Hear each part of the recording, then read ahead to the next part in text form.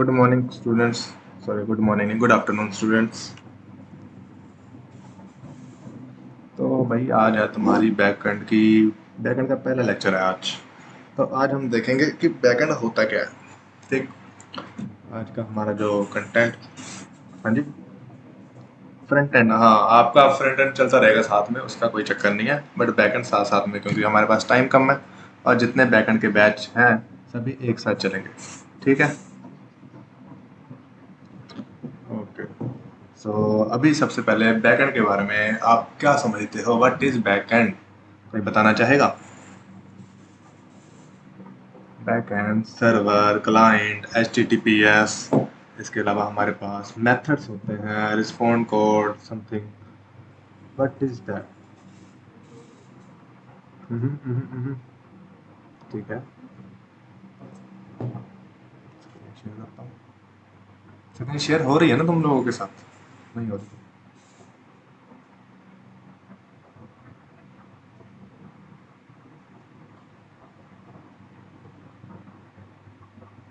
Okay.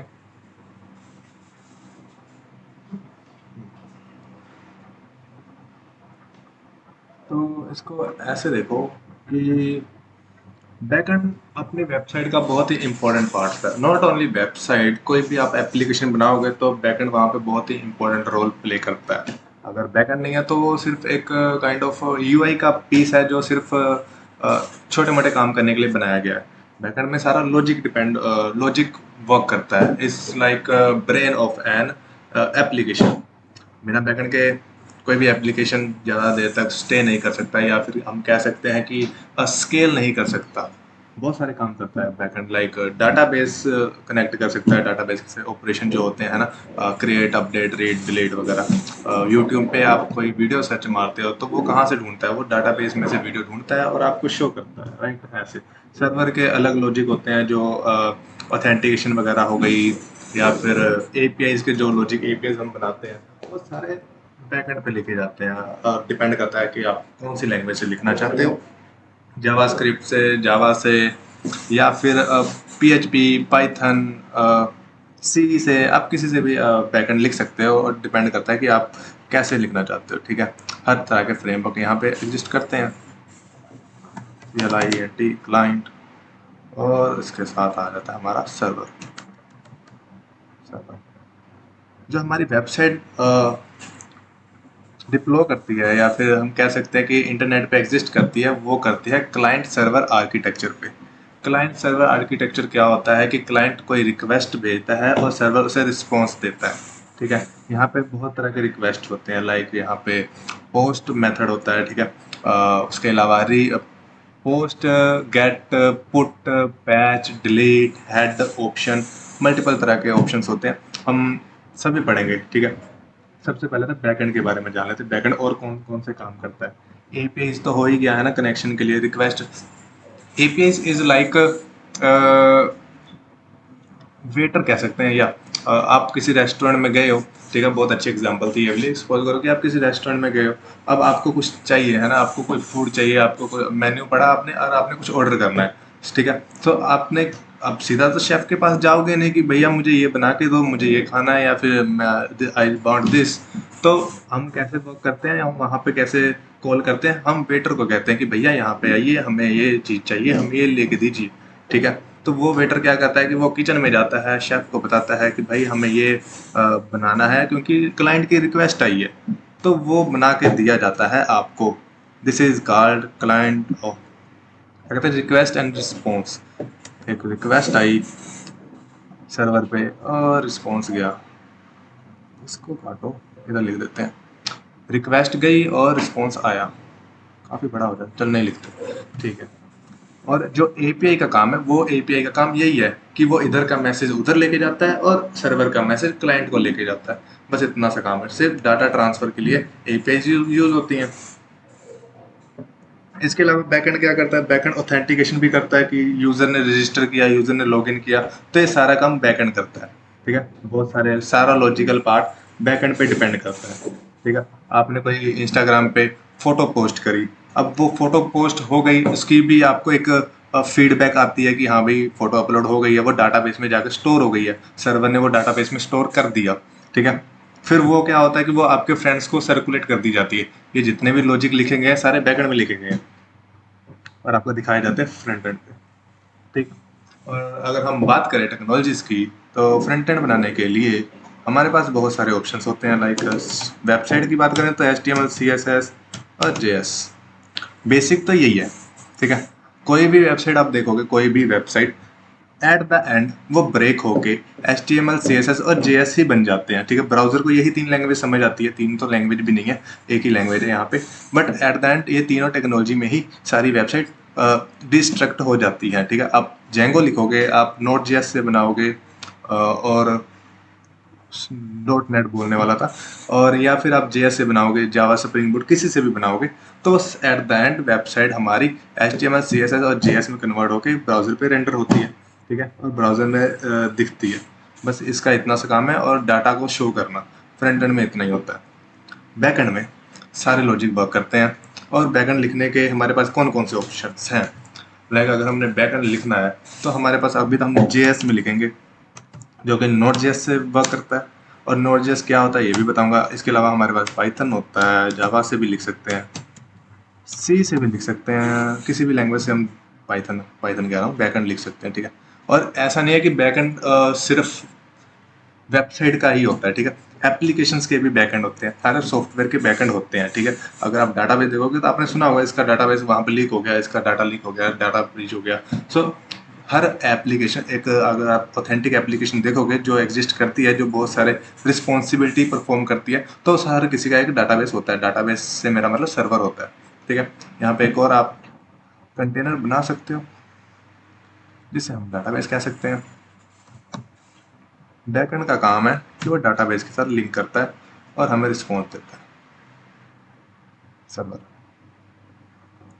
इसके बाद हम देखेंगे कि भाई ये तो हो गया बैकएंड, हमने क्लाइंट भी बना लिया और सर्वर भी बना लिया। सपोज करो कि आपने रिएक्ट में या फिर नो नेक्स्ट जेएस में या फिर वीट में किसी भी, या फिर आपने सपोज करो रिएक्ट वगैरह यूज़ नहीं किया, आपने एंगुलर में या फिर व्यू जेएस में आपने फ्रंट एंड बना लिया। एट द एंड बात यह है कि आपने फ्रंट एंड बना लिया, चाहे HTML में बनाया। अब उसे कनेक्ट कैसे करोगे आप सर्वर से, ठीक है। आपका एक सर्वर, आपने लोकल मशीन में सर्वर भी बना लिया है, कनेक्शन कैसे करोगे, आप रिक्वेस्ट कैसे भेजोगे। रिक्वेस्ट भेजी जाती है HTTP मेथड पे। व्हाट इज HTTP, कोई बताना चाहेगा full form of HTTP?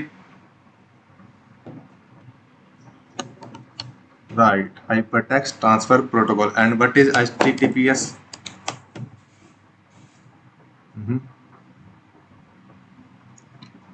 What is, यहाँ पे व्हाट इज लिखना पड़ेगा।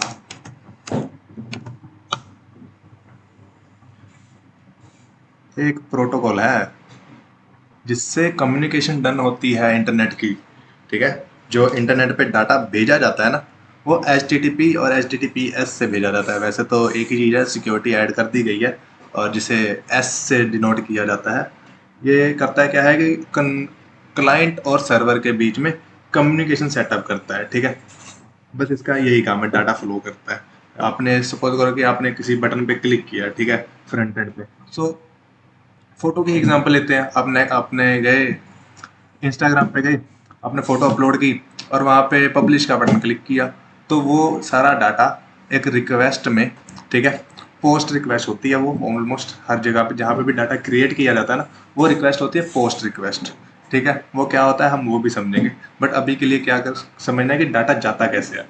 तो जब भी आपने क्लाइंट से कोई बटन वगैरह कोई रिक्वेस्ट लॉन्च की, तो वो HTTP मेथड के थ्रू हमारे क्लाइंट से सर्वर पे जा रहा है, ठीक है।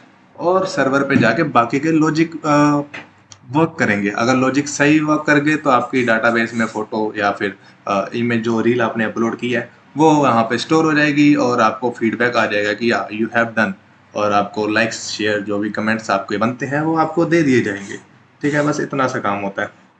और या HTTP मेथड, HTTP बस डाटा ट्रांसफर करने के लिए एक प्रोटोकॉल है। और भी तरह के प्रोटोकॉल होते हैं, FTP होता है, UDS होता है, UDS या समथिंग। तो ये सारे प्रोटोकॉल्स एग्जिस्ट करते हैं, ठीक है। शॉकेट वगैरह भी होते हैं। HTTP से काम करने के मेथड्स भी होते हैं बहुत तरह के। अभी मैंने बताया पोस्ट मेथड होता है। ओके, सो और भी मेथड होते होंगे, है ना? हम्म। सपोज करो, अच्छा आप ये बताओ मुझे, हम क्या क्या कर सकते हैं रिक्वेस्ट भेजने के लिए, क्या क्या कर सकते हैं?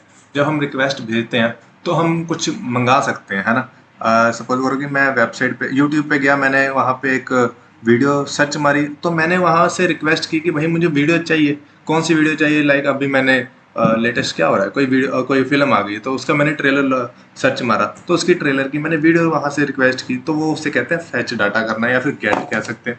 तो यहाँ पे एक मेथड एग्जिस्ट करता है जिसका नाम है gate.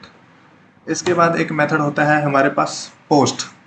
Post method, just like its name, post is use to upload something या फिर क्रिएट समथिंग। जब भी डाटाबेस में डाटा स्टोर करना पड़ता है, न्यूली डाटा क्रिएट करना पड़ता है, तो वहां पे हम पोस्ट यूज करते हैं। अगर आपने इसका यूज समझना है, तो जब भी आप डाटा इंस्टाग्राम पे या फिर यूट्यूब पे ही वीडियो डालते हो, तो आप पोस्ट मेथड को कॉल कर रहे हो। एक सेकंड रुकना जरा।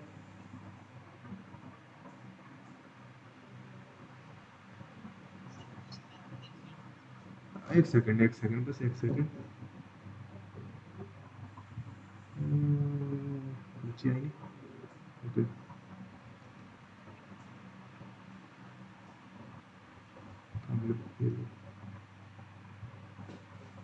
ठीक है। तो हाँ जी, किसको था पोस्ट पे डाउट? सपोज करो कि आपने कोई पोस्ट क्रिएट करनी है, इंस्टाग्राम पे ही पोस्ट क्रिएट करनी है, या फिर आपने कोई भी एक लिंक्डइन पे ही सही, आपने एक प्रोजेक्ट बनाया और आप चाहते हो कि आप लिंक्डइन पे अपनी एक पोस्ट डालो कि भाई मैंने ये क्रिएट कर लिया है। आपने एक टेम्पलेट क्रिएट किया, मैंने अपना कंटेंट लिखा, मैंने फोटो लगाई, मैंने हैशटैग लगाए, अब आपने पब्लिश पे क्लिक किया, ठीक है? आपका एक फॉर्म बना गया, ठीक है? आपने एक फॉर्म बनाया जिसमें क्या, आपने पोस्ट का टाइटल डाला, पोस्ट की डिस्क्रिप्शन डाली, पोस्ट की इमेज डाली, ठीक है? फिर आपने सबमिट पे क्लिक कर दिया, और जो फॉर्म आपने क्रिएट किया वो फॉर्म क्या जाएगा नेटवर्क पे, और वहाँ पे प्रोटोकॉल के थ्रू, HTTP के थ्रू आपका बैकएंड पे जाएगा, ठीक है? और बैकएंड पे जाने के बाद वहाँ पे लॉजिक चेक जो आपने लिखे हैं, सपोज आपने लॉजिक लिखा है कि अगर नेम नहीं है, तो वहाँ पे बता दिया जाए कि नेम इज रिक्वायर्ड समथिंग, ऐसे करके एरर लिखे होते हैं। एरर एक्सेप्शनल हैंडलिंग कहते हैं इस चीज़ को, ठीक है? अभी इस चीज़ को भी इग्नोर मारते हैं, ठीक है? सपोज करो कि आपने डाटा भेजा बैकएंड पे, और बैकएंड का सिर्फ ये काम है कि जब भी कोई रिक्वेस्ट आती है, तो हम क्या करेंगे, उसे डाटाबेस में सेव कर देंगे, ठीक है? और आपने जब लिंक्डइन पे पोस्ट क्रिएट करने के लिए रिक्वेस्ट भेजी, तो लिंक्डइन के बैकएंड पे गया, और फिर उसने चेक किया कि हाँ जी कौन भेज रहा है, तो पता लगा कि अच्छा ये तो मॉन्स्टैक का स्टूडेंट है। तो इसने क्या किया, डाटाबेस में डाटा ऐड कर दिया, और आपकी प्रोफाइल में डाटा अपडेट हो गया। पोस्ट का काम सिर्फ इतना ही है कि वो डाटा क्रिएट करता है डाटाबेस में, ठीक है? पोस्ट डन है। किसी को पोस्ट में कोई डाउट है? आगे बढ़े। पोस्ट के एक और एग्जांपल बताऊं, तो जब आप साइन अप करते हो किसी वेबसाइट पे गए, तो आपने अकाउंट क्रिएट करना है। अब क्रिएट करते टाइम अपना डाटा आप देते हो, अपना नेम दिया, अपनी ईमेल दी, अपना एक पासवर्ड क्रिएट किया। अब वो डाटा जब बैकएंड पे गया, तो उसने डाटाबेस में सेव कर लेना है कि भाई न्यू यूजर आया है, उसका डाटा सेव करना पड़ेगा, क्योंकि जब लॉगिन करेगा, तो अगर सेव होगी डिटेल्स, तभी तो चेक करेगा ना कि पासवर्ड है सेम है, ईमेल सेम है। तो वो जब सेव करता है, उसको कहते हैं पोस्ट मेथड से कॉल करना। सिंपल। अगला है हमारे पास पुट। पुट और पैच दोनों ऑलमोस्ट सेम है, ठीक है? दोनों से घबराना नहीं है। पुट और पैच क्या होते हैं? पुट और पैच का काम है कि अपडेट करना, ठीक है? पुट और पैच का काम है अपडेट करना। जब भी आपने कोई डाटा लिया, आप अपनी प्रोफाइल में जाओगे, या जो हम एग्जांपल देते आ रहे हैं उसी को फॉलो करते हैं। आपने इंस्टाग्राम की प्रोफाइल खोली, आपने अपना यूजर नेम अपडेट करना है, आपने अपना नेम अपडेट करना है, आपने अपना फ़ोन नंबर गलत भर दिया, आपने वो अपडेट करना है, ठीक है? कुछ भी अपडेट करना है, तो वहाँ पे कौन सी रिक्वेस्ट जाती है? पुट और पैच, दोनों में से एक जाएगी। ठीक, दोनों में फ़र्क क्या है ये मैं बताऊंगा। अभी के लिए सपोज करो कि सिर्फ पुट जा रही है, ठीक है? ओए ओए, बंद हो जा।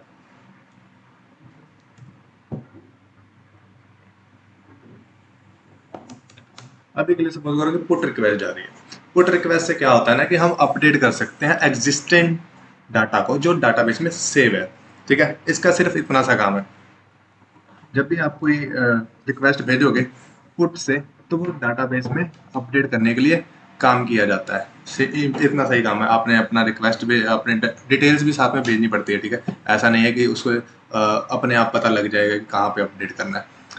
आपको बताना पड़ेगा, ठीक है। बाय डाटा पास करना पड़ेगा, एक की पास करनी पड़ेगी। लाइक आपने डाटाबेस में डिटेल्स एडिट करनी है अपनी, ठीक है। आपने नेम अपना एडिट किया, आपने नेम में स्पेलिंग गलत लिख दी अपने, ठीक है। तो आप जब एडिट पे क्लिक करोगे तो आपका बाकी डाटा भी जाता है, लाइक जिससे आपको डाटाबेस में सर्च किया जाता है, ठीक है।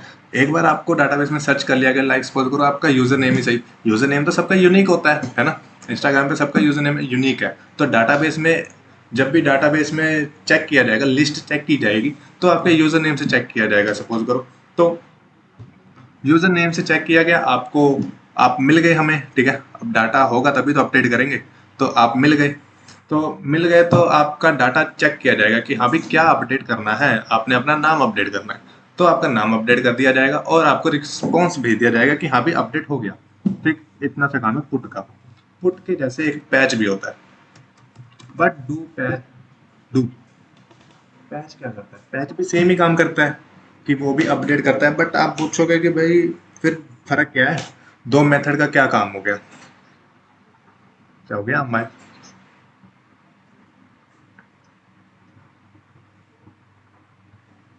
बिल्कुल बिल्कुल बिल्कुल। क्या करता है पुट, हमारा सारा पूरा ऑब्जेक्ट के फॉर्म में डाटा स्टोर होता है ना। तो पुट क्या करता है कि पूरे ऑब्जेक्ट को अपडेट कर देता है, ठीक है। आप जो वैल्यू दोगे वो पूरे अपडेट को, पूरे ऑब्जेक्ट को एक साथ अपडेट कर देगा। अगर नहीं समझ आया तो मैं फिर से समझाता हूँ। देखो, यहाँ पे नेम है, नोवेल, ठीक है। और यहाँ पे इधर ये आएगा, लोकेशन लगा सकते हैं,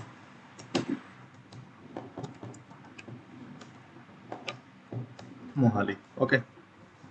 तो यहाँ पे नेम है और लोकेशन है, डाटाबेस में डाटा सेव है, ठीक है। नो एसक्यूएल के फॉर्मेट में।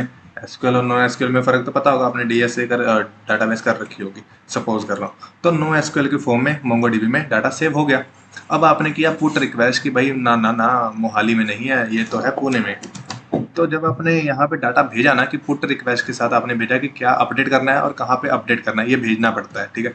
क्या अपडेट करना है और कहाँ पे अपडेट करना है, ठीक है। कहाँ पे अपडेट करना है वो तो किसी यूनिक आईडी के थ्रू वो ढूंढ लेता है, ठीक है। वो यूनिक आईडी हम भी भेजते हैं, ठीक है। या तो आईडी भेजते हैं या तो डाटाबेस में जब भी ऑब्जेक्ट क्रिएट होता है तो उनकी अपनी भी एक स्पेसिफिक आईडी क्रिएट हो जाती है, ठीक है। तो उससे भी सर्च हो जाता है। तो बस कहने का मतलब ये है कि पुट और पैच में सर्चिंग होती है, ठीक है। सर्चिंग होती है, सर्च कर लिया, उसके बाद उसको करेंगे अपडेट। अपडेट करने के लिए डाटा भी यूज़र ही प्रोवाइड करता है, ठीक है। कहाँ पे अपडेट करना है ये यूज़र ही बताएगा, अपने आप तो किसी को पता लगेगा नहीं। तो वो यूज़र बताता है और उसे अपडेट कर दिया जाता है। अब जब पुट से अपडेट होता है तो वहाँ पे क्या होगा कि एक और आप ऐसा समझ सकते हो कि एक पूरा हाँ, यहाँ पे एक पूरा हमारे पास ऑब्जेक्ट आएगा और पूरा ऑब्जेक्ट अगर हमने पुणे, यहाँ पे मोहाली कर देते हैं, मोहाली, ठीक। तो क्या होगा कि भाई जो चेंज किया वो तो चेंज किया ही किया, और जो नहीं चेंज किया वो एज इट इज आएगा और पूरा का पूरा डॉक्यूमेंट दोबारा से प्रिंट होगा, okay. But in case of patch, patch के केस में क्या होता है कि सिर्फ ये डाटा, इतना सा डाटा दोबारा से प्रिंट होगा, ठीक है। इतना सा डाटा यहाँ पे प्रिंट हो जाएगा। और ये वाला नहीं, ये वाला गलत सिलेक्ट कर लिया मैंने। ये वाला डाटा सिर्फ यहाँ पे प्रिंट होगा और बाकी का डाटा हिलेगा भी नहीं, ठीक। इसलिए बस यही फर्क है पुट और पैच में। ओहो, मोहाली कर देते हैं, समझ तो आ ही गया, ठीक। बस यही फर्क है पुट और पैच में। इसके अलावा एक और मेथड एग्जिस्ट करता है हमारे पास। वो क्या मेथड होता है? DELETE, ठीक है। Delete method. डिलीट मेथड क्या करता है कि डाटाबेस से डाटा डिलीट करता है, बस इतना सा काम है और कुछ नहीं करता ये। समझे समझे समझे समझे? ओके, एक चीज़ और बताता हूँ। देखो, जब HTTP से HTTP में प्रोटोकॉल पे डाटा भेजा जाता है ना, HTTP मतलब HTTP कम्युनिकेशन के लिए काम किया जाता है। अब कम्युनिकेशन करेंगे बैकएंड और सर्वर और क्लाइंट का जब कम्युनिकेशन होगा तो डाटा भेजा जाएगा, है ना। एक साइड दूसरी साइड को डाटा भेजेगी, क्लाइंट अब सर्वर को डाटा भेजेगा, डाटा क्लाइंट को सर्वर डाटा भेजेगा। तो डाटा भेजने के ये सारे हैं हमारे मेथड्स की, काम क्या क्या करवाना है। अगर सिर्फ डाटा फैच करना है तो गेट यूज़ करते हैं। फैच मतलब इसने रिक्वेस्ट की यहाँ से कि भाई मुझे डाटा चाहिए, तो इसने गेट मेथड से रिक्वेस्ट किया, और सर्वर को फिर पता लग जाता है कि अच्छा गेट मेथड है, तो ठीक है, फिर मतलब सिर्फ डाटा भेजना है तो भेज देता है। पुट मेथड से करेगा तो सर्वर को पता लग जाता है कि भाई अच्छा कुछ क्रिएट करने के लिए रिक्वेस्ट आई है, तो वो क्रिएट कर देता है, ठीक है। राउट्स बनाए जाते हैं सर्वर पे जिससे ये सारे लॉजिक वर्क करते हैं। पुट पैच डिलीट ये सारे ऐसे ही वर्क करते हैं। क्लाइंट हर एक स्पेसिफिक कॉल के लिए अलग अलग मेथड यूज़ करता है, depends on our use case. अगर हमने जो काम करना है उस चीज़ के लिए हमारे पास अलग अलग मेथड एग्जिस्ट करते हैं, ठीक है। और यहाँ पे एक और चीज़ एग्जिस्ट करती है, वो होता है रिस्पॉन्स कोड्स। रिस्पॉन्स कोड्स क्या होते हैं? Response codes, okay, what is response codes? Response codes हो सकते हैं, कैसे बताऊं। सपोज करो कि आपको किसी ने बोला, आपने किसी को पैसे उधार दिए थे, वही एग्जांपल दोबारा से बताऊंगा, ठीक है। आपने अपने दोस्त को पैसे उधार दिए, ओके। अब आपने बोला कि आपने रिक्वेस्ट की कि भाई मेरे पैसे वापस मोड़ दे, ठीक है। उसने आपको आपके पैसे वापस मोड़ दिए, ठीक है, क्रेडिट इज रिसीव्ड, वापस हो गए। तो आपने क्या बोला कि ठीक है पैसे आ गए, ओके। जब भी आपने यूपीआई या फिर किसी से पेमेंट की है तो वहां पे आपको ग्रीन टिक मिलता है वापस, है ना, मिलता है ना, फीडबैक में या फिर रिस्पॉन्स में। तो वही रिस्पॉन्स कोड को कहते हैं, रिस्पॉन्स कोड ही कहते हैं वैसे तो। वो फीडबैक जो आता है, एक्नॉलेजमेंट जो आती है, उसे कहते हैं रिस्पॉन्स कोड। और रिस्पॉन्स कोड एक हमारी कैटेगरी में डिवाइड कर चुके हैं, 100 से लेके 500 तक। इतनी कैटेगरीज हैं जिसमें हम रिस्पॉन्स कोड को तोड़ते हैं। ऐसा नहीं है कि 100 से लेके 500 तक हर एक नंबर एग्जिस्ट करता है, बट ऐसा भी है, हाँ। 100 से लेके 200 एक कैटेगरी को एग्जिस्ट करते हैं, 200 से लेके 300 एक कैटेगरी को एग्जिस्ट करते हैं, 300 से लेके 400 तक एक कैटेगरी को एग्जिस्ट करते हैं, और 400 से लेके 500 तक एक कैटेगरी एग्जिस्ट करते हैं, और 500 भी एग्जिस्ट करता है, ऐसी बात नहीं है। 500 से लेके आगे और भी 600 तक, 500 से लेके आगे कभी रुके ही नहीं, और ज़्यादा यूज़ भी नहीं होते। तो ऐसा कह सकते हैं इतने ही एग्जिस्ट करते हैं। और सबसे पॉपुलर अगर वाले बताऊं मैं तो आपने सुना होगा कि 404 एरर। अगर आप किसी ऐसे पेज को विजिट करते हो जो एग्जिस्ट ही नहीं करता, ठीक है। अगर आप अमेजोन पे ही जाओ, अगर मैं यहाँ से अमेजोन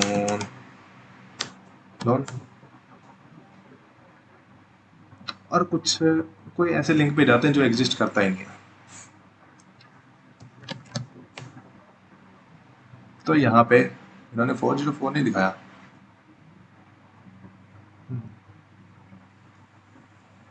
किसी और पे जाए, ब्लिंक ब्लिंकिट पे जाएंगे।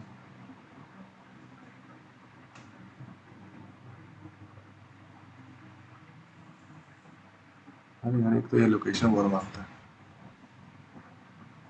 एप्पल पे जाते हैं।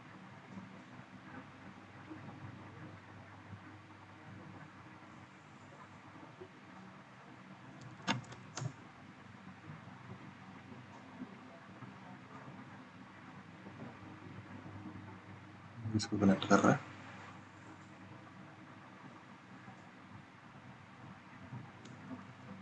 कोई और वेबसाइट है एग्जिस्ट करती है जोमेटो?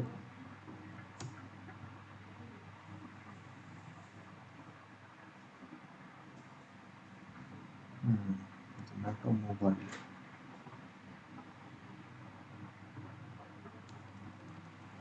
मोबाइल नहीं, यहाँ पे हम कुछ फालतू लिखना चाहेंगे और सर्च मारेंगे तो यार यही तो शो करना था मुझे कि 404 जो रिस्पॉन्स कोड है वो रजिस्टर है, कह सकते हो। वैसे यहाँ पे कोई हार्ड कोड रूल नहीं लिखा गया कि 404 हमेशा पेज नोट फाउंड को ही शो करेगा, बट इंडस्ट्री या फिर कह सकते हैं आप डेवलपर कम्युनिटी ने इसे फिक्स कर दिया कि भाई 404 मतलब पेज नॉट फाउंड।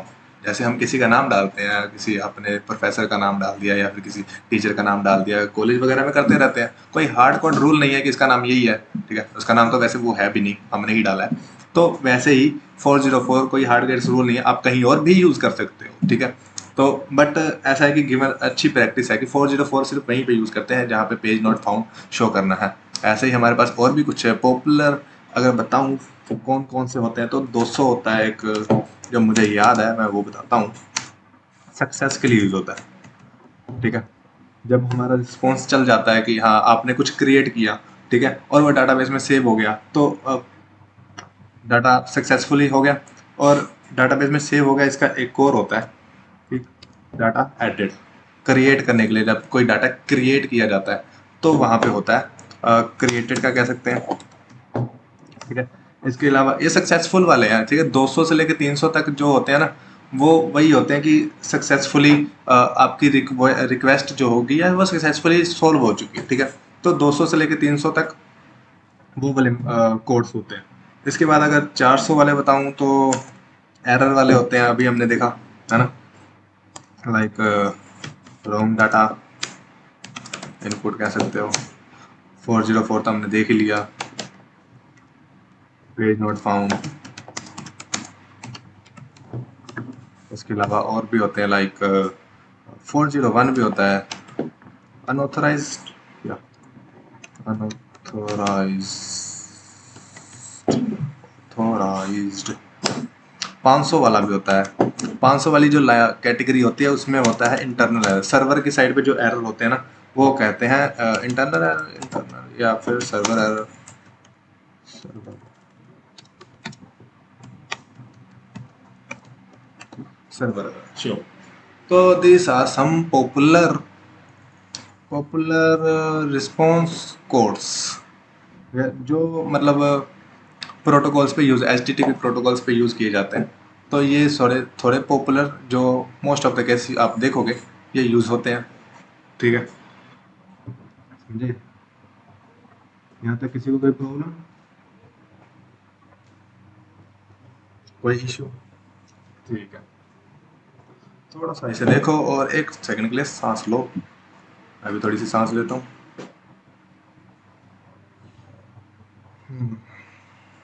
ठीक है, अब बारी है बैकएंड की। रिक्वेस्ट कम्युनिकेशन कैसे होती है ये भी पता लग गया, ठीक है। फ्रंट एंड कैसे बनाते हैं ये तो हम करते आ रहे हैं, बैकएंड कैसे बनाते हैं अब बारी है ये वाली कि बैकएंड कैसे बनाते हैं। बैकएंड हाँ लिखने के लिए अलग अलग मतलब लॉजिकल पार्ट है बैकएंड। तो लॉजिक तो हर प्रोग्रामिंग लैंग्वेज हमें सपोर्ट करती है ना। हर प्रोग्रामिंग PHP HTML तो नहीं करती, वैसे लैंग्वेज है बट लॉजिक नहीं सपोर्ट करती, इसलिए उसे लैंग्वेज माना नहीं जाता।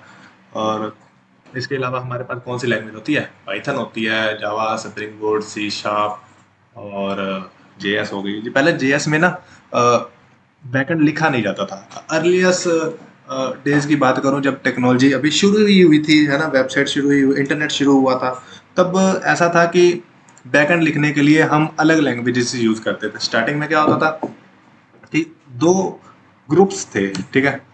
यहाँ पे लिखना पड़ेगा बिफोर नोड JS। कहानी थोड़ी सी ना तुम्हें कहानी बताता हूँ पहले कैसे चलता था। Before node JS, node JS से पहले क्या होता था, जब नोड JS नहीं था तो दो सेक्शन बट रखे थे डेवलपर्स के। एक तो था फ्रंट एंड, एक फ्रंट एंड कम्युनिटी, एक थी हमारे पास back end community, BACK, BND, back end community, ठीक है। दो कम्युनिटी होती थी और इसमें लैंग्वेज कौन कौन सी होती थी, इसमें हम कौन कौन सी टेक्नोलॉजी में काम करते थे, HTML, CSS, JS। JS जो ब्राउजर में यूज होती थी, ठीक है, उस टाइम। और वो भी बहुत कम यूज होती थी, लाइक बटन क्लिक हो गया, फॉर्म सबमिशन हो गया, बस इतना ही। JS का काम सिर्फ इतना होता था स्टार्टिंग के डेज में, ठीक है, जब सिर्फ ब्राउजर में एग्जिस्ट करती थी JS। और बैकएंड में हम पाइथन, PH, जावा, सी शार्प, समथिंग, ठीक है, बहुत सारी लैंग्वेज, रूबी हो गया, है ना। तो बहुत सारी लैंग्वेज हमें बैकएंड सपोर्ट करती थी, तो अलग अलग डेवलपर्स की कम्युनिटी एग्जिस्ट करती थी। फिर एक आए भाई साहब भाई साहब का मुझे नाम याद नहीं है, रियान समथिंग करके कुछ था। तो उन्होंने क्या किया कि उन्होंने कहा कि भाई ऐसा अलग अलग तो नहीं चलेगा, हमने क्या करना है कि एक ही लैंग्वेज जेएस को बाहर निकालना है। उन्होंने तो ये किया। उन्होंने क्या किया कि इंजन निकाला जेएस का। कहाँ से? किसी ब्राउजर से, क्योंकि जावास्क्रिप्ट तो उस टाइम ब्राउजर में ही एग्जिस्ट करती थी, राइट। ब्राउजर में एग्जिस्ट करती थी तो ब्राउजर में कंपाइल होती थी। तो अपने पास पूरा कंपाइलर है नहीं। अगर अभी भी बात करूं मैं, तो जावास्क्रिप्ट का कंपाइलर ही नहीं है। ठीक है। तो हम कंपाइल कैसे करते हैं? इसका होता है इंजन। और वो इंजन निकाला कहाँ से? वो निकाला हमने क्रोम से। हमने तो नहीं, कुछ डेवलपर्स ने निकाला, कुछ होनहार सीनियर्स हमारे डेवलपर्स। उन्होंने क्या किया कि हमारा जो क्रोम है, ठीक है, क्रोम का पकड़ा गया और वहां से हमारा V8 इंजन निकाला गया। पूरा तो नहीं, हाँ, उसका कुछ पार्ट निकाला गया। ठीक। उसको यूज किया गया किस क्या बनाने के लिए? क्या बनाया उससे? नहीं बोलोगे? उससे बनाया गया नोड जेएस।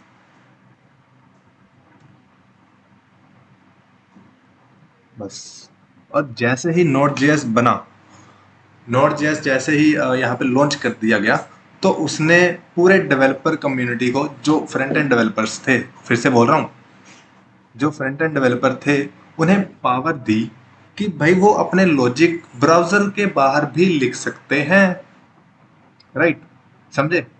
पहले क्या होता था कि जावास्क्रिप्ट जो थी वो सिर्फ ब्राउजर में चलती थी, लाइक क्रोम में मैंने खोला क्रोम, और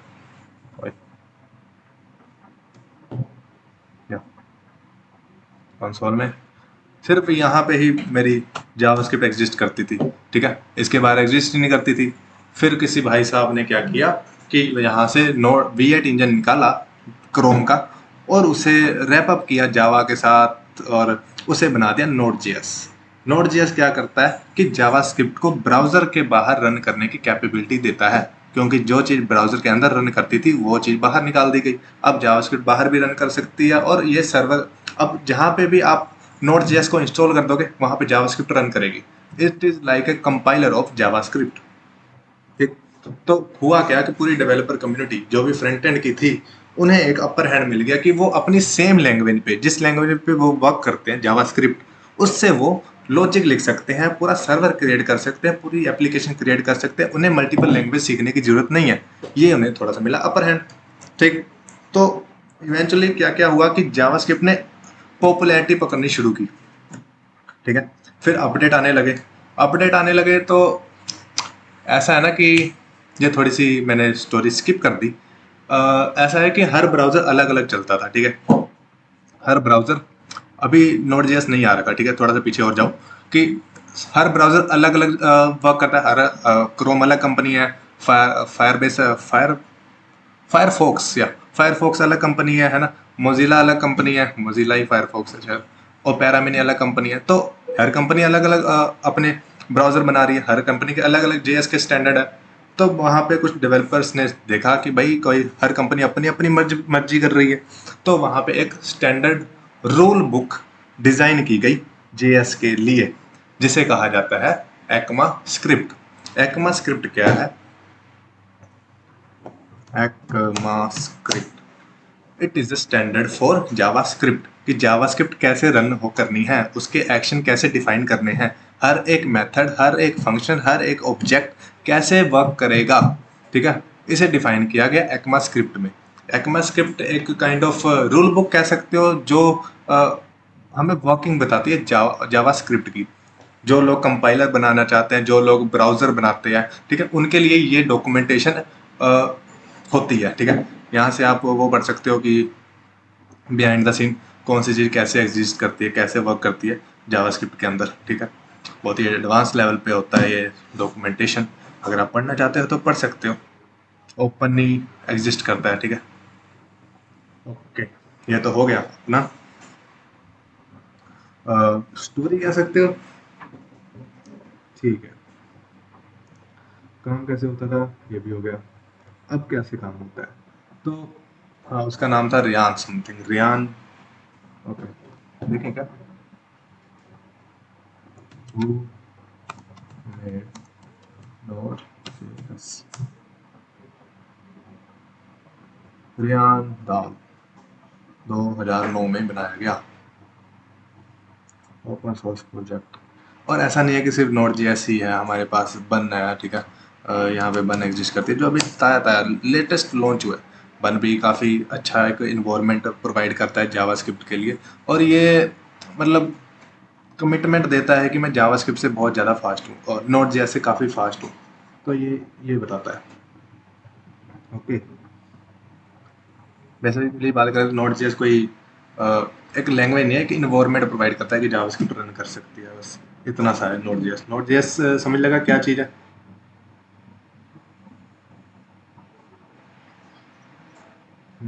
ठीक है, तो आगे बढ़ते हैं। अब हमारे पास काम है बैकएंड। बैकएंड कैसे काम करता है, हमने अब करने हैं अपने लॉजिक्स लिखने हैं और बैकएंड पे काम करना है।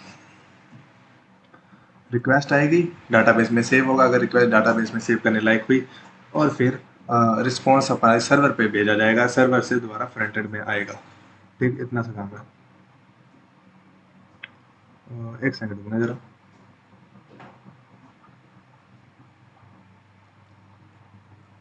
तब तक एक काम करो, अपने अपने सिस्टम में नोट जेएस इंस्टॉल कर लो। अगर नहीं इंस्टॉल किया कर रखा तो इंस्टॉल करो, यहाँ से इंस्टॉल हो जाएगा।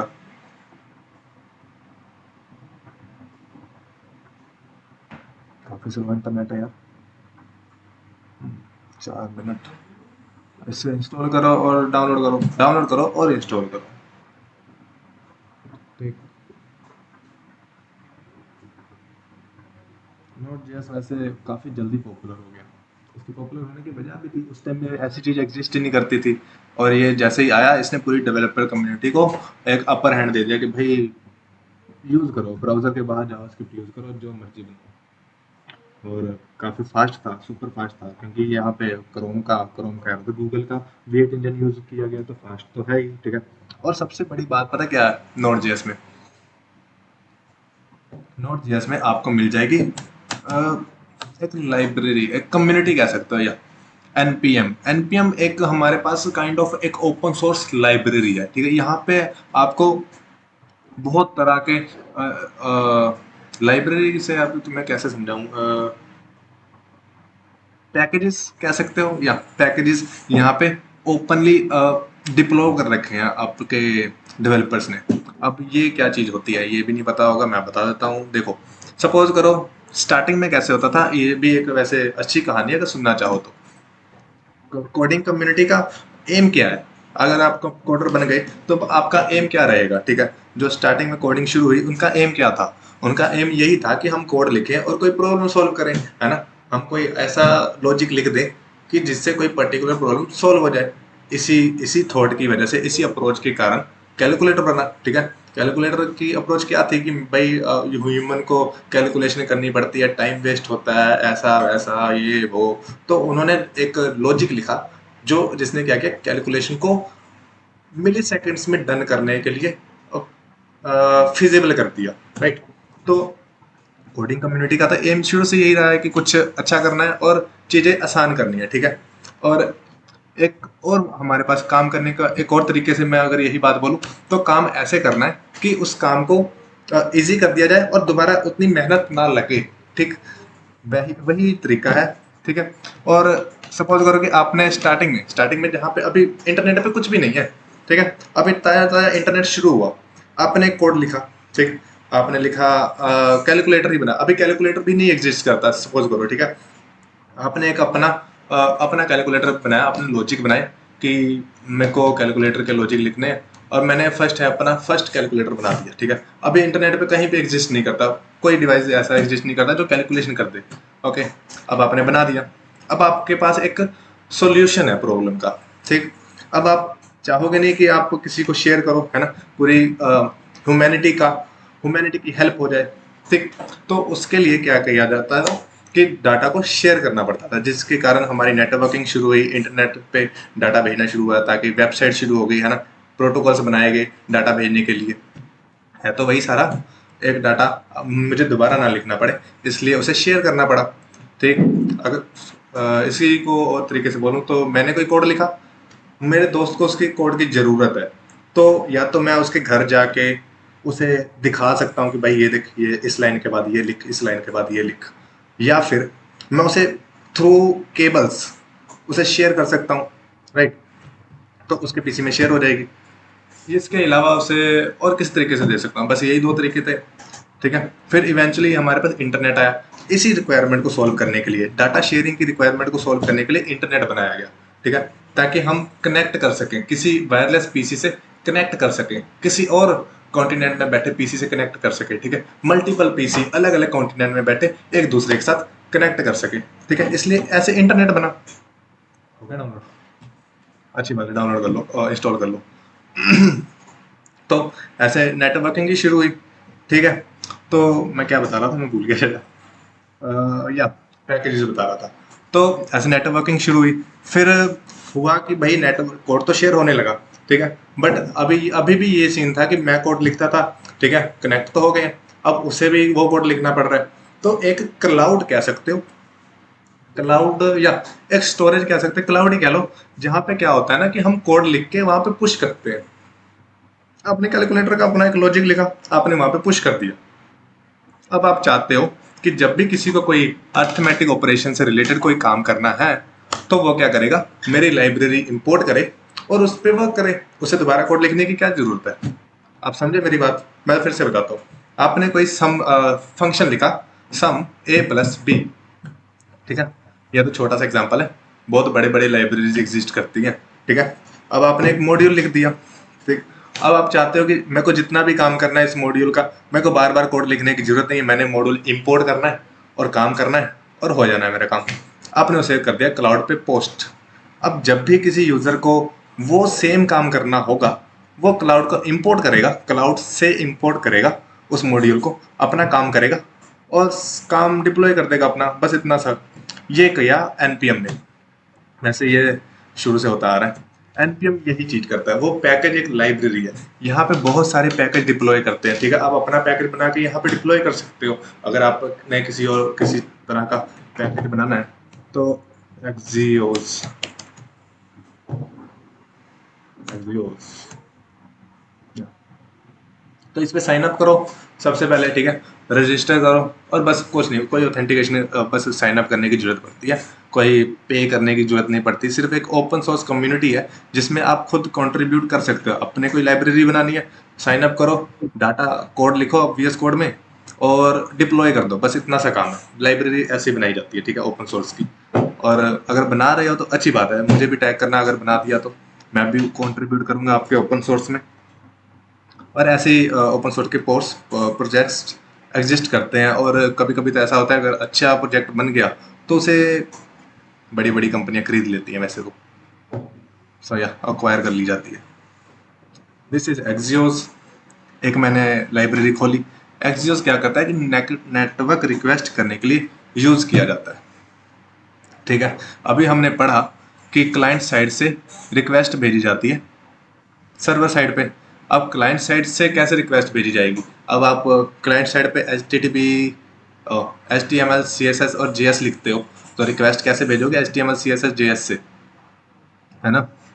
वहाँ पे काम आता है। वैसे तो फॉर्म मेथड होता है, फॉर्म यूज करता है, एक्शन से हम डाटा भेज सकते हैं, रिक्वेस्ट भेज सकते हैं, पोस्ट कर सकते हैं। इसके अलावा अगर हम JS से भेजना चाहते हैं तो लाइब्रेरी एग्जिस्ट करती है क्लाइंट साइड की, एक्सियोस करके हमारे पास एक लाइब्रेरी आती है जो क्या करती है, नेटवर्क रिक्वेस्ट करने के लिए, कॉल करने के लिए हमें कैपेबल बनाती है।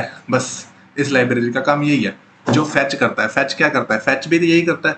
फैच हमें Node.js ने प्रोवाइड किया कि वो हमें कैपेबल बनाता है कि नेटवर्क रिक्वेस्ट कर सके। वैसे ही एक्सियोस भी है। एक्सियोस थोड़ा सा बेटर कहा जाता है, ठीक है, प्रोडक्शन लेवल पे बहुत ज़्यादा यूज़ किया जाता है एक्सियोस, क्योंकि ये फैच से थोड़ा बेटर है। फैच जब यूज़ करते हैं तो उसमें जो रिस्पॉन्स आता है उसे जेसन में कन्वर्ट करना पड़ता है ताकि हम उससे पे वर्क कर सकें।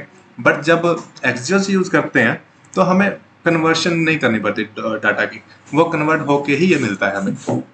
ये इसका अपर हैंड है, ठीक है। इसकी डॉक्यूमेंटेशन भी आप खोल सकते हो अगर देखना चाहो तो, इतने सारे डाउनलोड्स हैं, ठीक है।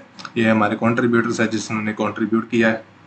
अभी कौन सा वर्जन चल रहा है, 1.10 समथिंग करके। इसमें भी एक हमारे पास कैच होता है, जब भी मॉड्यूल के वर्जन नए लॉन्च किए जाते हैं तो इसके स्टेप्स होते हैं, ठीक है। ये सबसे बड़े वाला जब बहुत बड़ा अपडेट होता है, पूरा फॉर्मेट ही बदल दिया जाता है, तो ये वाला नंबर इंक्रीज कर दिया जाता है। जब लाइक कुछ फीचर्स ऐड किए जाते हैं, फीचर्स रिमूव किए जाते हैं, तो इस नंबर को इंक्रीज कर दिया जाता है। जब छोटे मोटे बग्स रिजोल्व किए जाते हैं, तो इस नंबर को अपडेट कर दिया जाता है। मतलब इसकी प्रायोरिटी ऐसी है कि जब जब बहुत कम अपडेट होता है, प्रायोरिटी वाला कोई बग सॉल्व कर दिया, तो लास्ट वाला नंबर अपडेट 1 आ जाएगा यहाँ पे, अब फिर से अपडेट होगा 2 आ जाएगा। तो ये इंक्रीमेंट होता रहता है, होता रहता है। ठीक है। स्टार्टिंग में 1.0.0 समथिंग ऐसा होता है। ओके।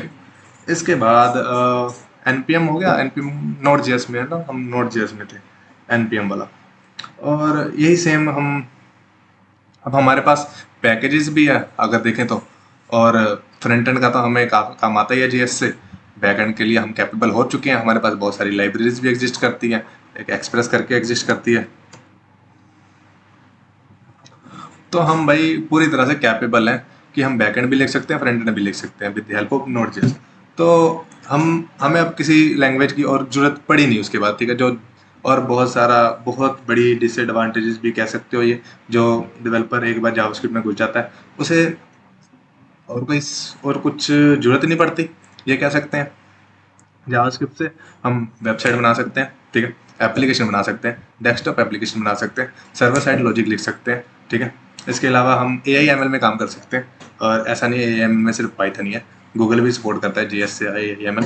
तो या हम ऑलमोस्ट सभी काम कर सकते हैं। इसलिए जो डेवलपर इसमें घुस जाता है वो बहुत कम बाहर जाता है। पर जाते हैं लोग एक्सप्लोर करने के, जिनमें होती है थोड़ी एक्सप्लोरेशन की चुल होती है, वो जरूर एक्सप्लोर करते हैं। अच्छी बात है, एक्सप्लोर करना भी चाहिए, अलग अलग टेक्नोलॉजी देखनी चाहिए। हमें ये पता लगता है कि अच्छा जावास्क्रिप्ट में ये फीचर तो है ही नहीं। अब जावास्क्रिप्ट जो है वो सिंगल थ्रेडेड लैंग्वेज है, जो कि एक काइंड ऑफ एक डिसएडवांटेजेस है, एडवांटेज है, बट उतना भी नहीं जितना इसे बोला जाता है। ये सारे काम बेटर तरीके से परफॉर्म कर लेता है। ठीक है। और अगर बात करें आगे की, तो बैकएंड लिखना कैसे है, लेट्स सी दैट।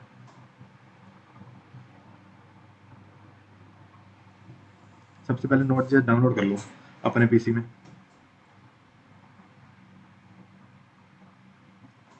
कर ली सभी ने? अब खोलो, विंडो आर दबाना, ठीक है, चेक करने के लिए। विंडो आर, CMD लिखो यहाँ पे, एंटर करो, कमांड प्रॉम्प्ट खुलेगा, यहाँ पे लिखो नोड, एंटर कर दो। अगर यहाँ पे वर्जन, और वर्जन तो नहीं है, नोड ही खुलेगा। यहाँ पे हम प्रोग्रामिंग कर सकते हैं CMD में। वर्जन आता है तो आपका डाउनलोड हो चुका है, अगर नहीं आता तो डाउनलोड नहीं हुआ। एक बार डाउनलोड कर लें, और अच्छी बात है, डाउनलोड कर लें तो आगे काम करेंगे। ठीक है। बैकएंड स्टार्ट करते हैं। बैकएंड स्टार्ट करने के लिए सबसे पहले हमें पढ़ना पड़ेगा नोड.जेएस क्या होता है। नोड.जेएस के लिए हमें एक फाइल बनानी पड़ेगी, और हम वो फाइल बनाते हैं।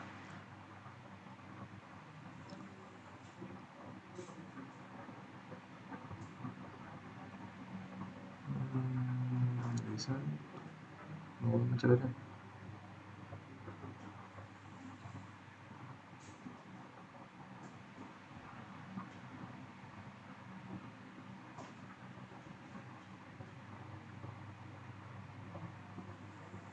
के अंदर ही हूँ मैं। ठीक है। इधर एक फोल्डर बनाते हैं, BACKEND dot index, dot first लिख दें, first class, first dot index dot JS. Backend के अंदर हमारा फर्स्ट जो है वो बैकएंड फर्स्ट, इसके अंदर है। इसके अंदर जाने के बाद, ठीक है, जब भी नोड.जेएस के प्रोजेक्ट्स बनाए जाते हैं ना, तो हमें क्या करना पड़ता है कि सबसे पहले तो npm init करना पड़ता है। ठीक है।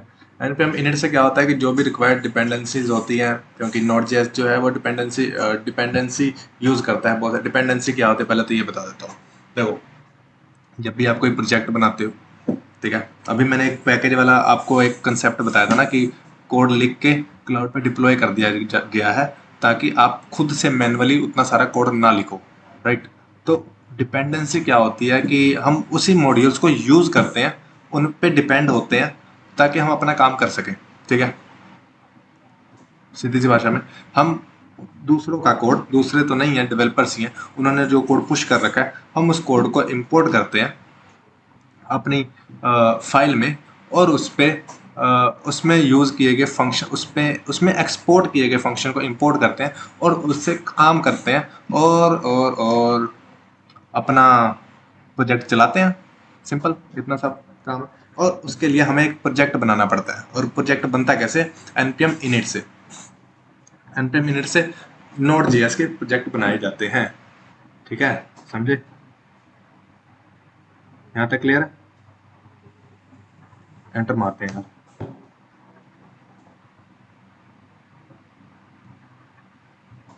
ठीक है, जब हम npm init करेंगे तो हमसे पूछा जाता है कि भाई तुम्हारे पैकेज का नेम क्या है। ठीक है, हमारे पैकेज का नेम है, अभी के लिए हम रख देते हैं फर्स्ट ही रख देते हैं। ठीक है, वहाँ पे फर्स्ट लिखा हुआ है, वर्जन 1.0.0। डिस्क्रिप्शन, आपके प्रोजेक्ट की कोई डिस्क्रिप्शन है?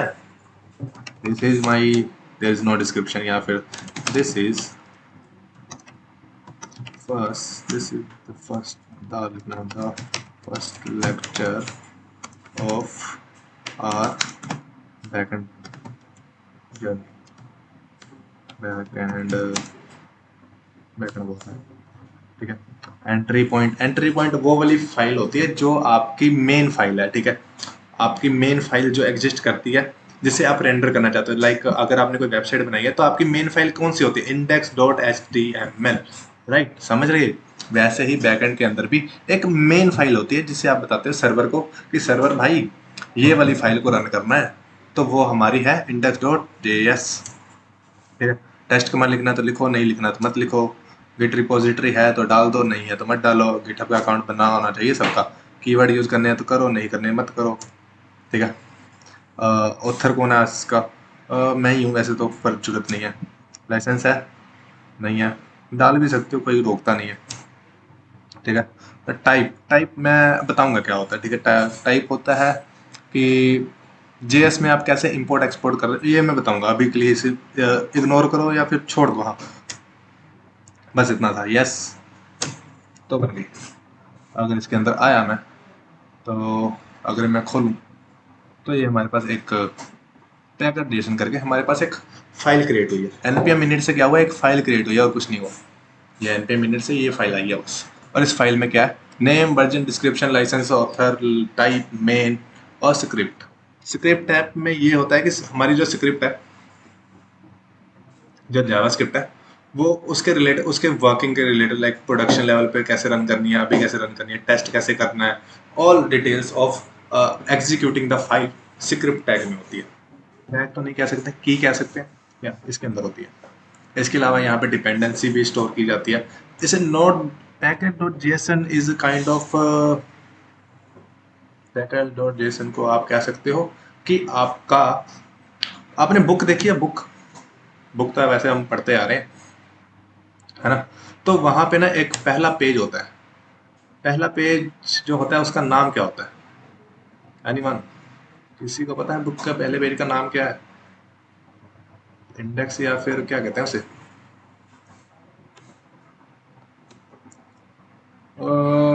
Context page?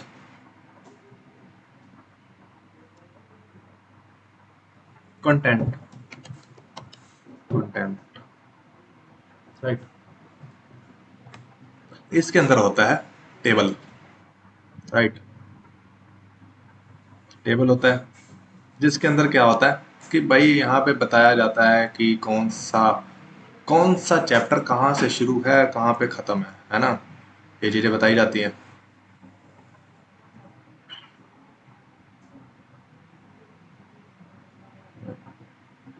ठीक है, इतना बहुत है। तो यहाँ पे कंटेंट होता है जिसमें बताया जाता है कि कौन सा चैप्टर कहाँ से शुरू है, कहाँ पे खत्म है। यार यहाँ पे लिखा जाता है पेज नंबर, चैप्टर के नाम, यहाँ पे पेज नंबर। यहाँ तक तो सबको क्लियर है, ये सबने देख रखा है ना? देख रखा है। वैसे ही same to same this topic, इसी आप कॉन्सेप्ट को रेप्लिका करो तो हमारे पास एक पेज आता है पैकेज जेसन। पैकेज जेसन वही चीज़ है।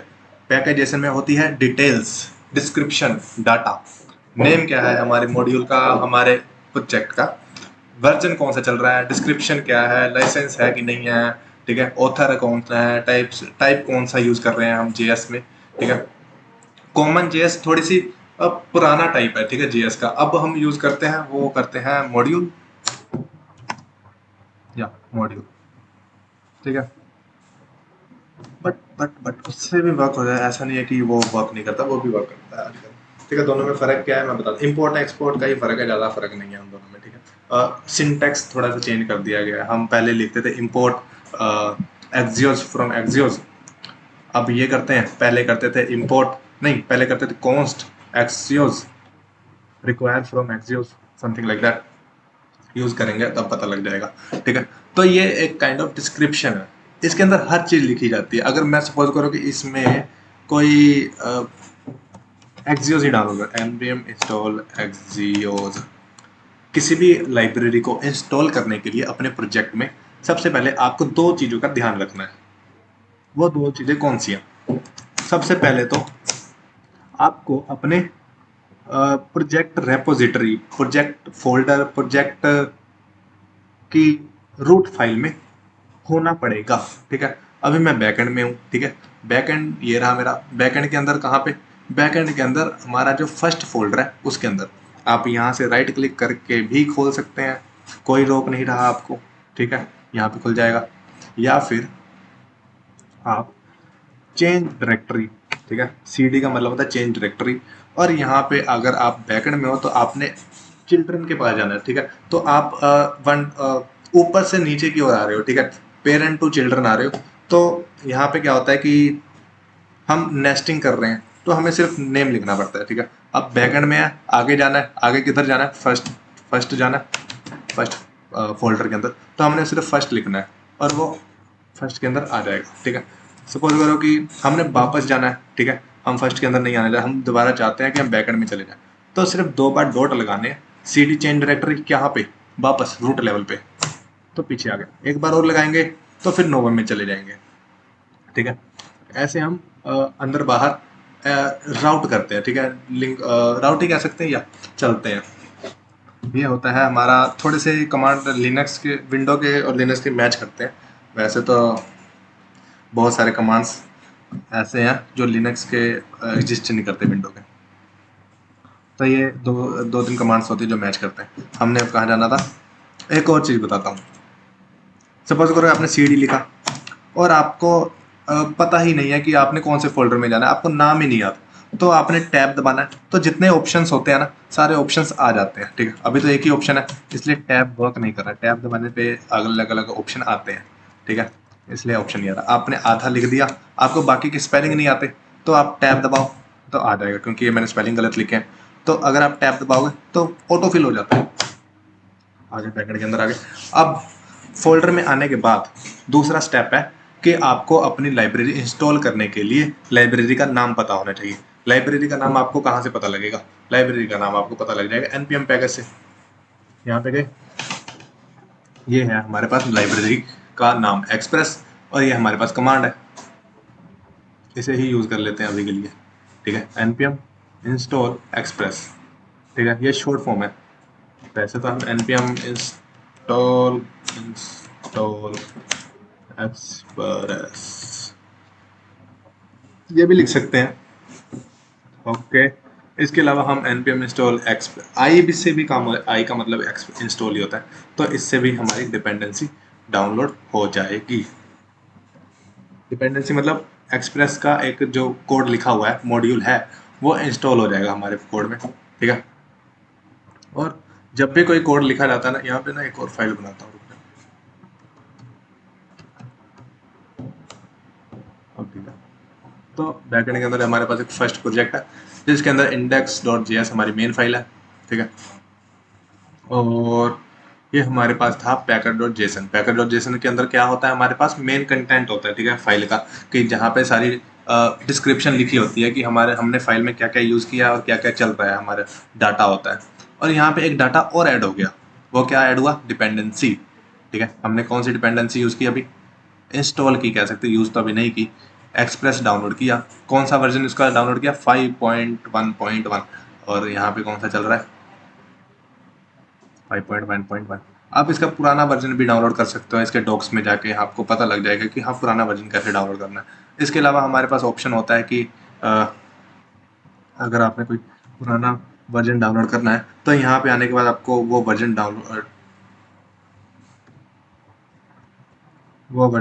लिखना पड़ेगा, ठीक है, तो वो वर्जन डाउनलोड हो जाता है, ठीक है। जब भी आप डिपेंडेंसी डाउनलोड करोगे तो यहाँ पे आ जाएगा। यहाँ पे एक और चीज़ होती है, डेव डिपेंडेंसी, DEV डिपेंडेंसीज। और डेव डिपेंडेंसी वो डिपेंडेंसी होती है वो डेवलपमेंट के टाइम पे यूज़ होती है, ठीक है। लाइक सपोज करो कि सपोज क्या करना, वैसे भी हम यूज़ करते ही हैं कि जब भी हम कोड लिखते हैं हमें चाहिए होता है एक फॉर्मेटर। प्रीटियर हम फॉर्मेटर यूज़ करते हैं। प्रीटियर क्या करता है कि हमारे कोड को अच्छे से फॉर्मेट करके रखता है, लाइक स्पेसिंग हमें दे देता है, राइट। एलियन टैग कहते हैं उसे, ठीक। लेफ्ट साइड से थोड़ी सी स्पेस होती है, लाइक यहाँ पे ही है, तो ये जो स्पेस दे रखी है वो इसे कोड को थोड़ा सा बेटर लुक देता है ना। तो ऐसी डिपेंडेंसी जो डेवलपमेंट के टाइम पे यूज होती है उसे कहते हैं डेव डिपेंडेंसीज। ओके, जैसे अगर आप फ्रंट एंड के ही प्रोजेक्ट देखोगे तो वहाँ पे हुक वाला हमारे ख्याल से फ्रंट एंड का प्रोजेक्ट है, इसके अंदर भी होता है, नोड के जितने भी होते हैं उस ये डेव डिपेंडेंसी। तो यहाँ पे एसलिंट हो गया, वीट हो गया, ग्लोबल हो गया, ये सारे हमारे पास और डेवलपमेंट के टाइम पे जो डिपेंडेंसीज यूज होती है ये वो है। ओके, गॉट इट, ठीक है। डिपेंडेंसी हमने डाउनलोड की, अब डाउनलोड होके गई कहाँ, ये भी डाउट आना चाहिए। अगर आपके पास डाउट नहीं आया तो आप मेरे ख्याल से ध्यान दे नहीं रहे बच्चों। डिपेंडेंसी अब डाउनलोड होके गई कहाँ, डिपेंडेंसी गई नोड मॉड्यूल्स के अंदर। अब आप बोलोगे सर इतना कुछ तो मैंने डाउनलोड किया ही नहीं, ये सब कुछ क्यों आ गया। ये कुछ है डिफ़ॉल्ट तरह से डिफ़ॉल्ट डिपेंडेंसीज है जो हर बार आपके नोड के प्रोजेक्ट में ऐड हो जाती है, ठीक है। ये हाँ, डिफ़ॉल्ट फाइल एग्जिस्ट करती है, ठीक है। अब अगर आप कोडिंग करना शुरू करोगे तो आपको बहुत जगह पे डिफ़ॉल्ट फाइल मिलती है। ये प्रोग्राम की अपनी फाइल्स होती है, ठीक है, इनको मत छेड़ा करो। और ऐसा नहीं है कि आप इनको छेड़ दोगे तो वो वापस रीसेट नहीं होंगे, ठीक है। अगर आप इसे डिलीट भी कर दोगे, मैं डिलीट कर देता हूँ, ठीक है। अब मैं npm आई करूँगा तो क्या होगा, npm इंस्टॉल से क्या होता है कि वो चेक करता है कि तुम्हारी फाइल कहाँ पे है, वो पैकेज डॉट जेसन को ढूंढता है।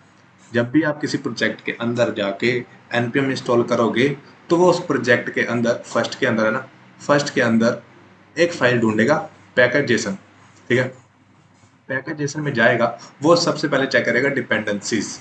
डिपेंडेंसीज में चेक करेगा कि भैया कौन कौन सी डिपेंडेंसी कौन कौन से वर्जन की है, ठीक है। उससे पता लगा कि सिर्फ एक ही डिपेंडेंसी है, तो उसने क्या किया, npm इंस्टॉल एक्सप्रेस कर दिया। अगर एक और होती तो वो भी डाउनलोड कर देता है। npm इंस्टॉल से क्या होता है, जितनी डिपेंडेंसीज होती है वो सारी डाउनलोड हो जाती हैं एक क्लिक में, और वो सारी दोबारा आ जाती है यहाँ पे। डिफॉल्ट वाली तो आती है, जो हमने अभी डाउनलोड की वो भी आ गई। ओके, ये हुआ, ये रहा एक्सप्रेस, एक्सप्रेस का कोड।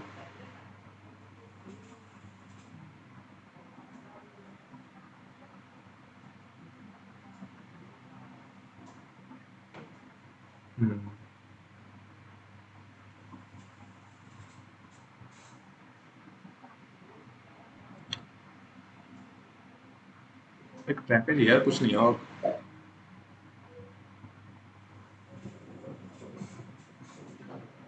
मतलब नोड मॉड्यूल्स को हम डिलीट करके दोबारा इंस्टॉल कर सकते हैं, कोई बड़ा मुद्दा है नहीं। ओके, इतना कोई रॉकेट साइंस भी नहीं है नोड मॉड्यूल्स का, ठीक है। अब हम करेंगे कि भाई नोड मॉड्यूल्स में काम क्या क्या करने हैं, ठीक है। ये अच्छा, पैकेज और जैसे तो बताया नहीं, ये डिस्क्रिप्शन होती है और कुछ नहीं होता, ठीक है। नोड मॉड्यूल्स के पैकेजेस की डिस्क्रिप्शन होती है, इसमें और कुछ नहीं लिखा होता। बॉडी पार्सर हो गया, यूज़ कर रहे हैं। बॉडी पार्सर क्या होता है कि बॉडी के जो डाटा होते हैं उसे पार्स करता है, बस उतना। पार्स मतलब उस पर काम करना, ठीक है। कॉल बाउंड हो गया, इतना कुछ अभी स्टार्टिंग में ध्यान देने की जरूरत नहीं है, ठीक है। डाटा टाइप ये रिक्वेस्ट से रिलेटेड है, इन पे अभी ध्यान मत दो, ज़्यादा कंफ्यूज हो जाओगे। इंडेक्स डॉट जेएस खोल लो, ठीक। अब मैं दो तीन चीज़ें लिख रहा हूँ, ठीक है, उस पर हमने काम करना है, ठीक है। तीन तरह के ही होते हैं, ठीक है, मॉड्यूल्स जिन पे वर्क करना है, और हमारी ऑलमोस्ट सारी चीज़ें डन हो जाएंगी, ठीक है। बैकएंड के अंदर ज़्यादा कुछ काम करने लिए होता नहीं है, ठीक है। लॉजिक पार्ट पे है, लॉजिक पार्ट पे हमें वर्क करना पड़ता है, ठीक है। और वही बस ज़्यादा मैटर करता है। सबसे पहले तो हम चेक करेंगे एफ एस, जो होता है fs is going to refer as file system. ठीक, फाइल सिस्टम मॉड्यूल इसलिए कहा गया है क्योंकि ऐसा नहीं है कि सिर्फ हमें क्लाउड से ही मॉड्यूल्स या लाइब्रेरी पैकेजेस मिलते हैं। ठीक है, नोड जेएस खुद के भी कुछ प्री बिल्ड हमें लाइब्रेरीज या फिर क्या, लाइब्रेरी तो नहीं, पैकेजेस प्रोवाइड करता है। लाइक एफएस हो गया, एफएस क्या करता है, फाइल सिस्टम से काम करने के लिए हमें अलो करता है। अगर मैंने कोई फाइल क्रिएट करनी है, फाइल डिलीट करनी है, फाइल में कुछ लिखना है, फाइल में कुछ अपडेट करना है, तो मैं file system FS module import करना पड़ेगा मुझे उससे काम करने के लिए। ठीक है, पाथ हो गया, ये भी वही काम करता है। ठीक है, इससे रिलेटेड है, बिल्ड इन जेएस के रूल्स होते हैं, बिल्ड इन जेएस के पैकेजेस होते हैं। ठीक है, इसके अलावा हम और किससे काम करेंगे, ये तो थोड़े से दो दो पैकेज बताए, इसके बारे में आपने बस ओवरव्यू पढ़ना है, ज़्यादा कुछ नहीं करना। ठीक है, हम इस पे काम करेंगे, कल करेंगे, अभी कुछ नहीं करेंगे।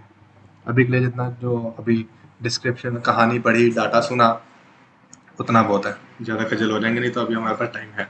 ठीक, फाइल सिस्टम हो गया, हम खुद के भी बना सकते हैं, ऐसा नहीं है कि हम खुद के नहीं बना सकते। एक चीज़ और करनी है, फाइल सिस्टम तो हो गया, मॉड्यूल्स वगैरह हम पढ़ने हैं, हमें मॉड्यूल्स मॉड्यूल्स पढ़ना है। लाइक हमने कोई कोड लिखा, उसे एक्सपोर्ट किया और किसी और फाइल में यूज़ किया, ये तो हम अभी टाइम है, हाँ टाइम है, वैसे कर लेते हैं, ये तो अभी कर लेंगे। एक और बनाता हूँ मैं यहाँ पे, यहाँ पे लिखूँ मैं मॉड्यूल डॉट जेएस। ठीक, मॉड्यूल डॉट जेएस। अब इसके अंदर मैं एक फंक्शन लिखता हूँ, फंक्शन ऐड, ऐड का फंक्शन लिखा ए इंटू बी। ठीक है, बस ये लिखा और रिटर्न कर दिया ए प्लस बी, सिंपल सा कोड लिखा। अब इस कोड को करना पड़ेगा एक्सपोर्ट, मॉड्यूल डॉट एक्सपोर्ट, और कौन सा कोड एक्सपोर्ट करना है, ऐड। ठीक, ये फंक्शन को कर दिया हमने एक्सपोर्ट। अब क्या करना है, बस इधर इंपोर्ट करके हमने यूज करना है, कॉन्स्ट ऐड, ऐड क्या करना है, कॉन्स्ट किया, ऐड कहाँ से ऐड करना है, रिक्वायर्ड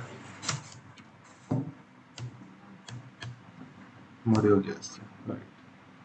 मॉड्यूल से हमने किया ऐड, और ऐड को कर दिया यूज, यूज करेंगे console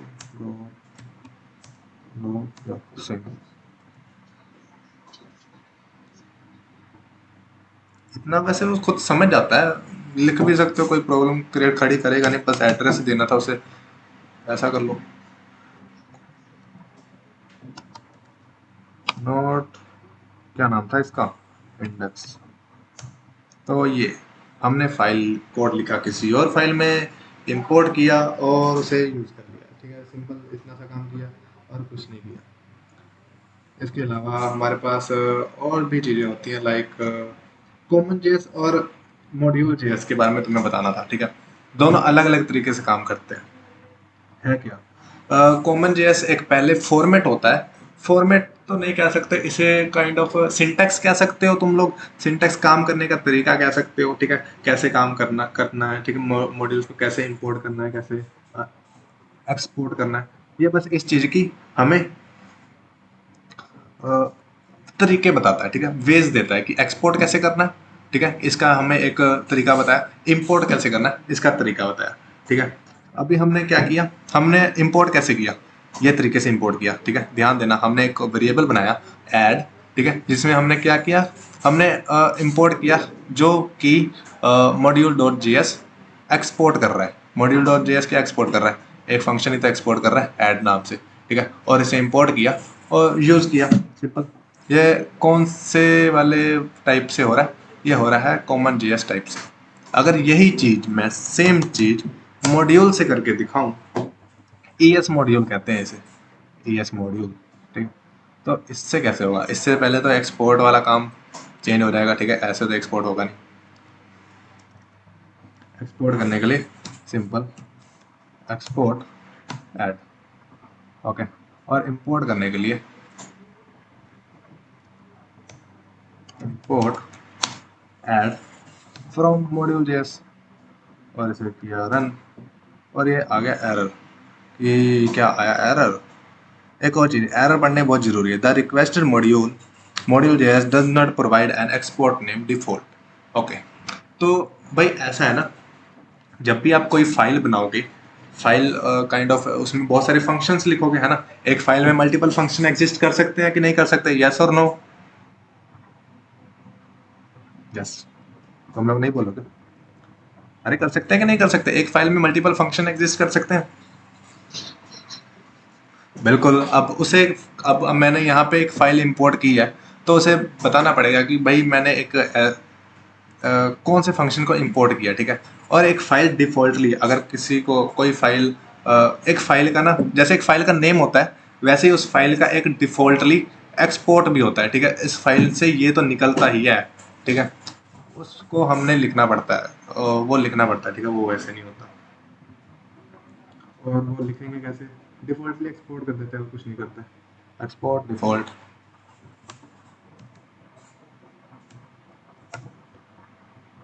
I think there is something problem with the syntax. Let me see first.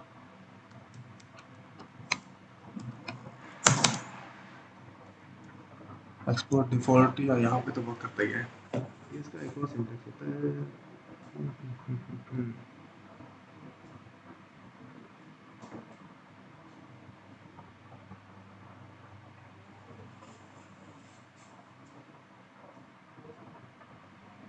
या एक्सपोर्ट डिफॉल्ट, और इसको किया इंपोर्ट। यहाँ पे इंपोर्ट करने के लिए डिफॉल्ट किया ना इसको। अब इसको कोड को रन करके देखें तो चल पड़ा।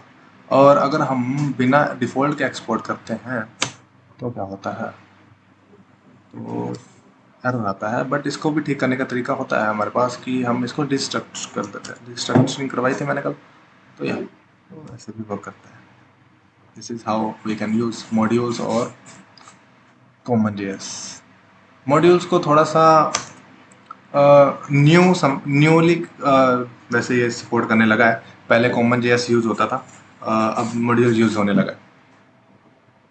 यहाँ तक का कोई इशू मॉड्यूल वगैरह के लिए? ये देखो जरा, मैं कॉल रिसीव कर लेता हूँ। और वैसे आज के लिए इतना ही था, ज़्यादा कुछ है नहीं। आज स्टोरी बतानी थी बैकएंड से रिलेटेड। दो आपको टास्क दे रखे हैं मैंने, ठीक है। टास्क आपका है कि आपने ज़्यादा कुछ नहीं करना, आपने बस रीड आउट करना है, सी डिस्क्रिप्शन पढ़नी है कि फाइल सिस्टम क्या करता है। वैसे मैंने मॉड्यूल भी बता रखा, मॉड्यूल भी मैं होमवर्क में देने लगा था, बट मैंने सोचा पढ़ा ही देता हूँ, ठीक है। फिर भी एक बार डिस्क्रिप्शन इसकी भी पढ़ लेना, और पाथ की, ठीक है, ये भी डिस्क्रिप्शन में पढ़ना, ठीक है। करना नहीं है कुछ, सिर्फ पढ़ना है, ओके। ये काम करने हैं। और या आज के लिए कोई डाउट है तो पूछ सकते हो आप, और नहीं तो आप अटेंडेंस छोड़ सकते हो अपनी।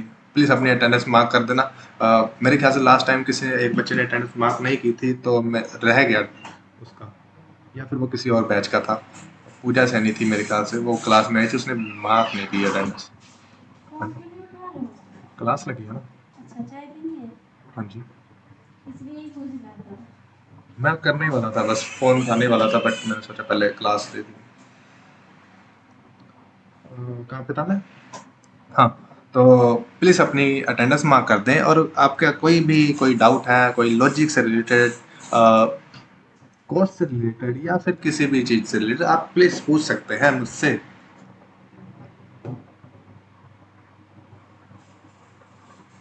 ये बताइए, बाकी बच्चे कहाँ गए? इतना बोरिंग लेक्चर था क्या?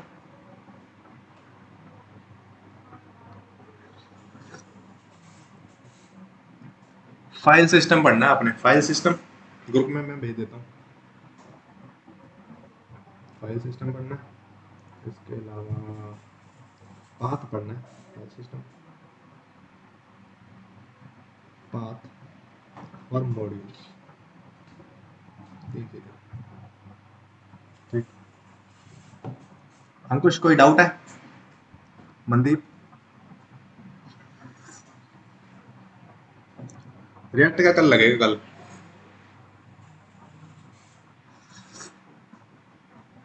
ओके, ध्रुव, ब्रह्मदीप, कल वाला टास्क किया तुम लोगों ने? कल रिस्ट्रक्चरिंग करवाई थी मैंने स्प्रेड ऑपरेटर, वैसे तो मैंने करवा ही दिए थे, मुझे जितना याद है लास्ट एक फंक्शन बनवाया था स्प्रेड ऑपरेटर से, नहीं रेस्ट ऑपरेटर से, या इसमें हमने पैरामीटर लिए थे। डिफॉल्ट पैरामीटर वाला कंसेप्ट था एक, डिफॉल्ट पैरामीटर, पैरामीटराइज जो फंक्शन होते हैं वो क्या होते हैं, पढ़ा हरजिंदर?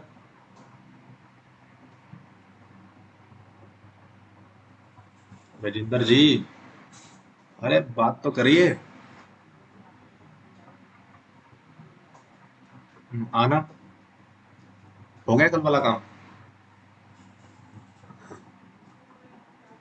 ठीक है, अच्छी बात है। अगर मैं बोलूं कि अगर जो आपने काम किया वो आप ग्रुप में शेयर करें, तो क्या कर सकते हो, भेज ही देना जो होमवर्क किया।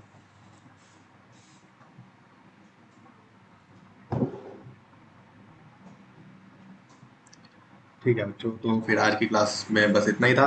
कोई डाउट होगा तो प्लीज़ कल लेके आना, और अटेंडेंस छोड़ देना अपने अपने ग्रुप में, I will mark them. And thank you for your time, bye.